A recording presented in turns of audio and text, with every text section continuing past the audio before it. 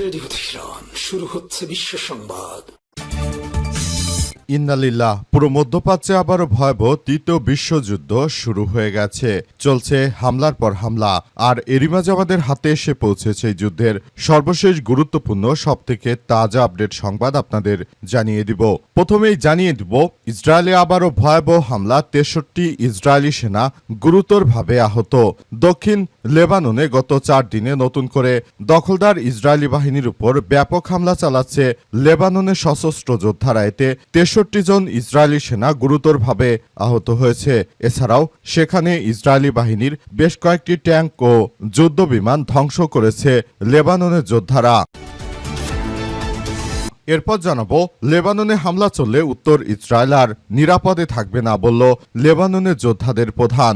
লেবাননে ইসরায়েলি হামলা যদি অব্যাহত থাকে তাহলে সীমান্তবর্তী উত্তর ইসরায়েল এলাকা একদম ধ্বংসস্তূপে পরিণত করা হবে বলে ঘোষণা দিয়েছেন লেবাননের যোদ্ধাদের মহাসচিব নাইম কাসেম। তিনি আজ এক বিবৃতিতে এই তথ্য নিশ্চিত করেছেন।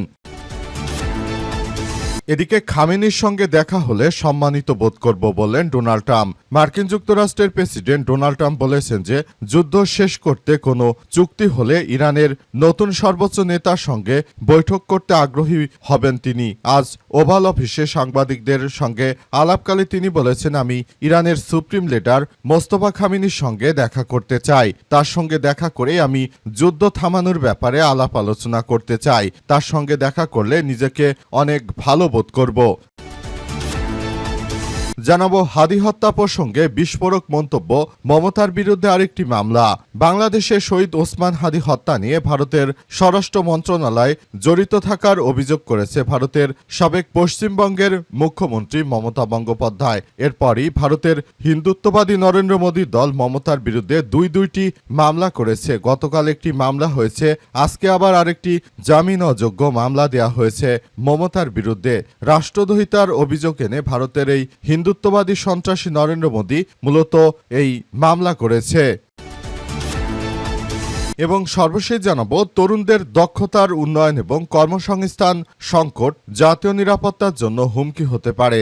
বিদ্যুতের মূল্যবৃদ্ধি এবং কর্মসংস্থান সংকটকে কেন্দ্র করে দেশে দ্রব্যমূল্যের ঊর্ধ্বগতি এবং জাতীয় নিরাপত্তা ঝুঁকি নিয়ে উদ্বেগ প্রকাশ করেছে জাতীয় নাগরিক পার্টি এনসিপির নেতারা। একই সঙ্গে নির্বাচনী ব্যবস্থার স্বচ্ছতা, সীমান্ত হত্যা বন্ধ এবং রাজনৈতিক দলগুলোর কর্মসংস্থান প্রতিশ্রুতি বাস্তবায়ন নিয়েও প্রশ্ন তুলেছে তারা। প্রিয় দর্শক, এতক্ষণ শুনছিলেন সংবাদ শিরোনাম, এবারে বিস্তারিত। তবে তার আগে বন্ধুরা, অনুরোধ থাকবে এই সংবাদটিতে একটি লাইক দিন। এই চ্যানেলে আপনি নতুন হয়ে থাকলে আমাদের সংবাদটি দেখতে দেখতে চ্যানেলটি সাবস্ক্রাইব করে রাখুন। কমেন্ট করে বন্ধুরা আপনার মূল্যবান মতামত জানিয়ে দিন আপনি বিশ্বের কোন দেশ থেকে বা বাংলাদেশের কোন স্থান থেকে আমাদের সংবাদটি দেখছেন এবং শুনছেন। আর বন্ধুরা, সংবাদটি আপনার সোশ্যাল মিডিয়া ফেসবুকে শেয়ার করে বন্ধুদেরও দেখার সুযোগ করে দিন। আর বন্ধুরা, আজকের এই সংবাদ সম্পর্কে আপনার মূল্যবান মতামত কমেন্ট বক্সে কমেন্ট করে জানিয়ে দিন।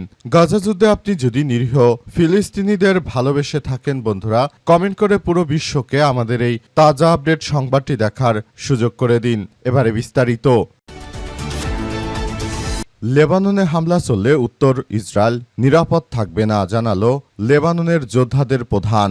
লেবাননে ইসরায়েলি হামলা যদি এভাবে অব্যাহত থাকে তাহলে লেবানন কোনোভাবেই দখলদারদের ছাড় দেবে না বলে নিশ্চিত করেছে লেবাননের যোদ্ধাদের প্রধান নাইম কাসেম। তিনি আরও জানিয়েছেন যে মার্কিন যুক্তরাষ্ট্র এবং দখলদার ইসরায়েলি বাহিনীরা তারা যে ধরনের সন্ত্রাসী কার্যক্রম আসলে শুরু করেছে তাদের এই সন্ত্রাসী কার্যক্রম রুখে দেয়া হবে। তিনি আরও জানিয়েছেন যে মার্কিন যুক্তরাষ্ট্র তারা শুরু থেকে আমাদের বিরুদ্ধে যে অন্যায় এবং দখলদারেরা আমাদের বিরুদ্ধে যে ধরনের অন্যায় কার্যক্রম চালিয়ে যাচ্ছে সেটি পৃথিবীর ইতিহাসে এক বড় ধরনের অধ্যায় হিসেবে আবির্ভূত হয়েছে। তাই আমরা তাদেরকে বলে দিতে চাই, তোমরা যতই অন্যায় অত্যাচার লেবাননের উপর করো না কেন, তোমাদেরকে কোনোভাবেই ছাড় দেওয়া হবে না। তিনি আরও জানান যে দখলদার জায়নবাদীদের বিরুদ্ধে পৃথিবীর ইতিহাসে সবথেকে বড় তীব্র আক্রমণ গড়ে তোলা হবে। তিনি আরও জানিয়েছেন যে জায়নবাদীরা হচ্ছে পৃথিবীর সবথেকে নিকৃষ্ট এই জাতি। তারা এমন কিছু করতে চায় যে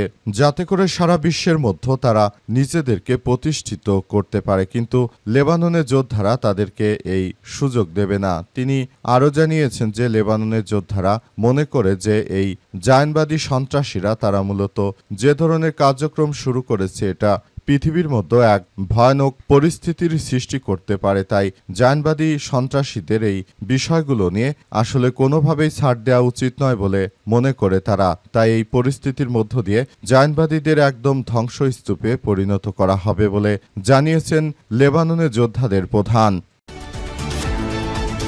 হাদি হত্যা প্রসঙ্গে বিস্ফোরক মন্তব্য করায় মমতার বিরুদ্ধে আরেকটি মামলা করল ভারতের সন্ত্রাসী হিন্দুত্ববাদী নরেন্দ্র মোদীর দল।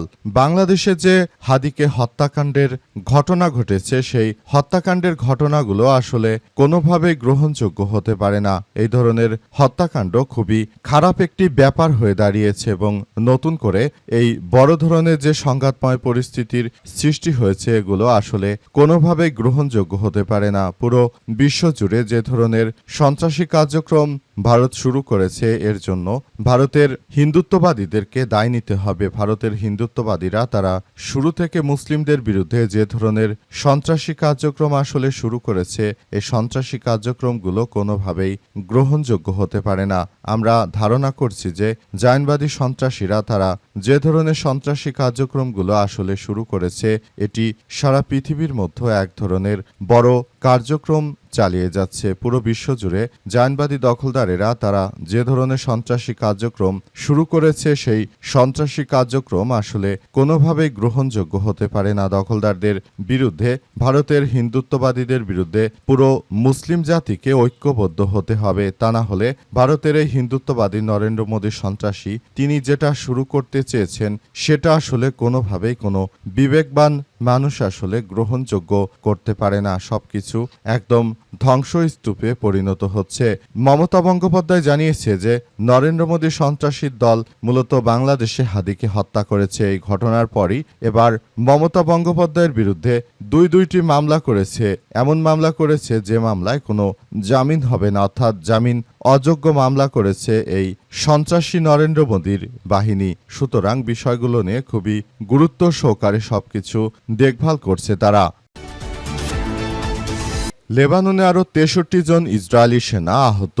দক্ষিণ লেবাননে দখলদার ইসরায়েলি বাহিনীর উপর ব্যাপকভাবে হামলা চালিয়েছে লেবাননের যোদ্ধারা। এই তথ্য নিশ্চিত করেছে ইসরায়েলের সামরিক বাহিনী। হামলায় ইসরায়েলের বেশ কয়েকটি সামরিক ট্যাঙ্ক এবং বেশ কয়েকটি যুদ্ধবিমান ক্ষতিগ্রস্ত হয়েছে।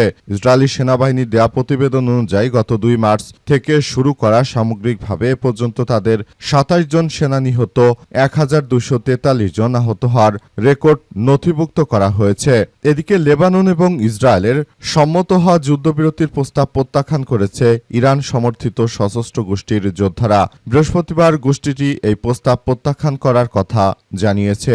অন্যদিকে ইসরায়েলও দেশটি থেকে সেনা সরাতে অস্বীকৃতি জানিয়েছে, যা তেহরানের সঙ্গে শান্তি স্থাপনে মার্কিন যুক্তরাষ্ট্রের প্রেসিডেন্ট ডোনাল্ড ট্রাম্পের যুদ্ধবন্ধের উদ্যোগকে সংকটে ফেলেছে। ওয়াশিংটনের সঙ্গে যে কোনো চুক্তির ক্ষেত্রে লেবাননে যুদ্ধবিরতিকে পূর্বশর্ত হিসেবে রেখেছে ইরান। এমনকি তেহরান এমন হুঁশিয়ারিও দিয়েছে যে ইসরায়েলি হামলা চলতে থাকলে তারা সরাসরি এই যুদ্ধে জড়িয়ে পড়তে পারে।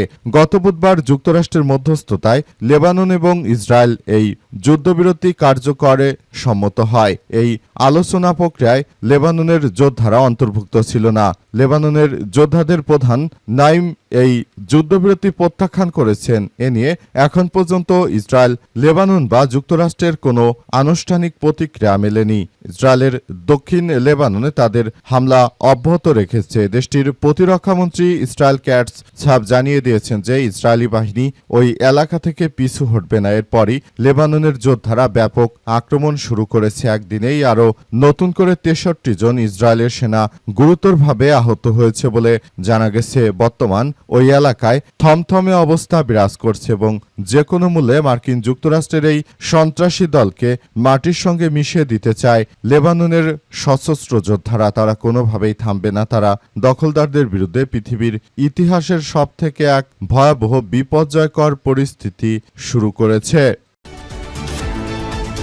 খামেনির সঙ্গে দেখা হলে সম্মানিত বোধ করব বললেন ডোনাল্ড ট্রাম্প। যুক্তরাষ্ট্রের প্রেসিডেন্ট ডোনাল্ড ট্রাম্প তিনি দাবি করেছেন যে তিনি ইরানের সর্বোচ্চ ধর্মীয় নেতা বা সুপ্রিম লিডারের সঙ্গে তিনি দেখা করতে চান, তাই তিনি সেই আশাবাদ ব্যক্ত করেছেন। তিনি আরও জানান যে আমি আসলে ইরানের সর্বোচ্চ ধর্মীয় নেতার সঙ্গে দেখা করে কথা বলতে চাই। আমি চাই যে তার সঙ্গে যেন সবকিছু সুন্দরভাবে করা যায় এমন একটি কার্যক্রম হাতে নিতে চান যুক্তরাষ্ট্রের প্রেসিডেন্ট ডোনাল্ড ট্রাম্প। তিনি জানিয়েছেন যে আমি যে কোনো মূল্যে ইরানের সর্বোচ্চ ধর্মীয় নেতার সঙ্গে দেখা করে কথা বলতে চাই। আমি চাই তার সঙ্গে দেখা করে এই সমস্যাগুলো সমাধান করতে, এবং তিনি বেশ কয়েকবার যুক্তরাষ্ট্রের পেন্টাগনের সদস্যদের সঙ্গে তিনি এসব বিষয়ে কথা বলেছেন, এবং তিনি এও জানিয়েছেন যে তোমরা সবাই কতটা যেন আমি আসলে বলতে পারছি না, আমি মূলত বলতে চাই যে আমি সবকিছু আসলে তোমাদের মধ্য থেকে আমি আলাদা হয়ে যেতে চাই না, বরং আমি এমন কিছু করতে চাইছি